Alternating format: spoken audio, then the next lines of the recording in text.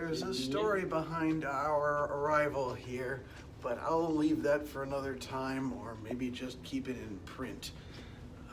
But now we are going to try and head out and make an evening of it here in Tokyo, specifically in the HARUMI district, which is where this ship is berthed. There will be plenty of time to check out the ship because we've got a lot of sea days, but for the moment, we'll just try and make our way out. There's something of an irony that where we want to go is back that-a-way, but since we have these guide bars here, we have to go out this way first. It's not a big issue, but it is, going in the wrong direction before we go the right direction. Now, after having gone through the entire length of the building in order to check out, we had to turn around and go back the length of the building outside in order to get onto the street. This is kind of weird because it looks like Harumi Island is actually laid out in a standard grid pattern, but getting onto that grid on foot is not necessarily the easiest thing in the world. As I said, Harumi is basically an artificial island and relatively recent development. It was built in the mid-30s, but it was refurbished and repurposed as the Olympic Village back in 2021 here in Tokyo. Well, they've turned all these apartments into apartments.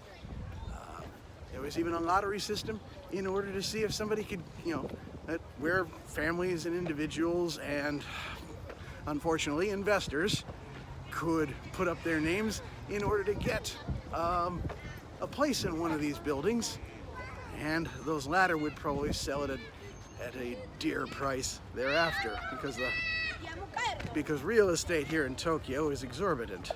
Still, there's no question that it is a clean and pretty place, and even has some wide open spaces. This is the kind of place that any Tokyoite would want to call home after a fashion. The only thing that might be considered a downgrade is that you don't have much access to the trains that connect everywhere within the city. But there are some bus stops, so you manage what you can.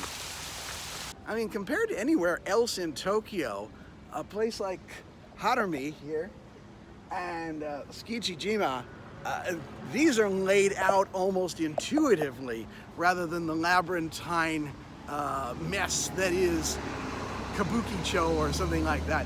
It's in a grid. This is like home back in Chicago. Everything's laid out this way and that way. It's just northwest, southeast, and all that. It's on a diagonal. Not like compass points, but it's still square, so it's quite navigable.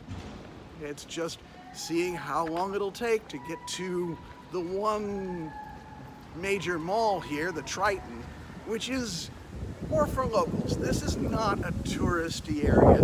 This is a residential neighborhood. This is more real Tokyo, even if it is very, very modern. Daniel points out that these street crossings don't actually have those little chirping or bell noises. But to be honest, I think part of the reason is because these streets are a lot wider than most of the ones in most of Tokyo. Because again, this is a planned area, built up, reclaimed from the bay itself, and they made it as wide as they thought they needed, given that it's a fairly car-friendly area. This is actually, and I don't know if they'd be insulted or pleased to hear me say this section of Tokyo actually feels more American than Japanese in its layout.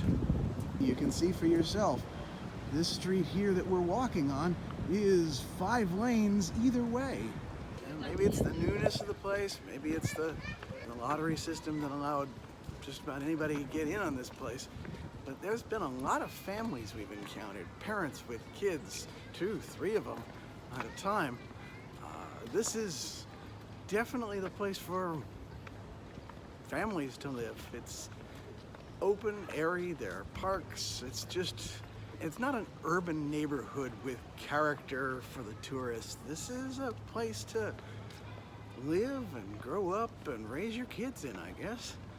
At least that's what they've decided around here. Good on them. It's still a nice place to visit, too.